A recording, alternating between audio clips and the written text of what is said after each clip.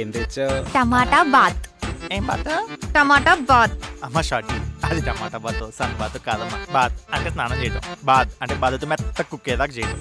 రేయ్ నిన్ను. Okay okay cool. అది అది కంట్రోల్ పెట్టి ఓ గంగరేజ్లో మీదకి రేయ్ వచ్చేస్తున్నావు. ఎవరిని రా గంగిరెద్దు కాదు గుడ్డు అంటున్నావు. అబ్బా! ఆపుతారా కాసేపు?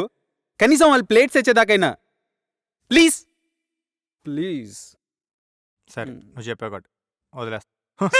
నేను కూడా.